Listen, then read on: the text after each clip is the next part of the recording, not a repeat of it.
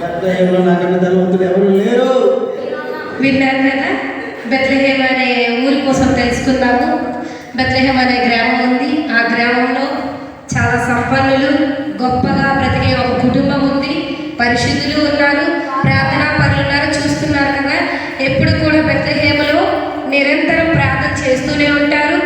ఉదయం ఒక పూట చేస్తారు, మధ్యాహ్నం ఒక పూట చేస్తారు, సాయంత్రం కూడా. ఇలాగ రోజు ఎలాగ మనం నిజ జీవితంలో ఫుడ్ తీసుకుంటామో 3 times, ఆ విధంగా ప్రతిరోజు కూడా 3 పూటలు ప్రార్థన చేస్తుంటారు.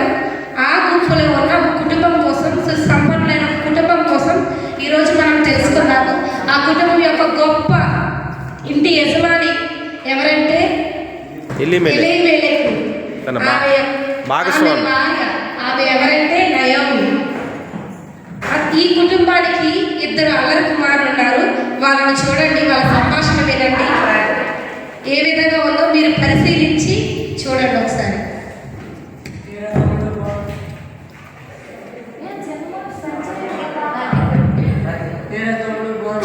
బాగున్నావా? టైం ఒట్టుకుండా ఉంటుంది. అవునండి. బిర్యానీ కావాలా చెప్పు. రొయ్యలు బిర్యానీ బాగుంటుంది. రొయ్యలు బిర్యానీ ఎట్లా?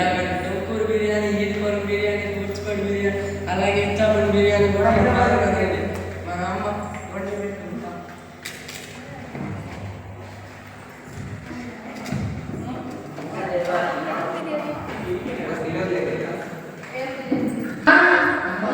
ఈరోజు ప్రశ్న ఏంటి?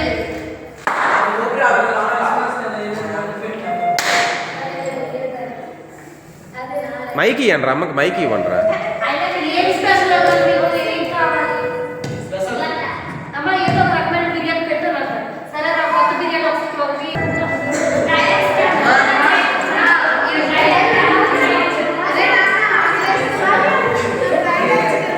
మీరు అడగండి రా. అమ్మ ఆకలేస్తుంది, ఏంటమ్మా స్పెషల్ ఉండేవు?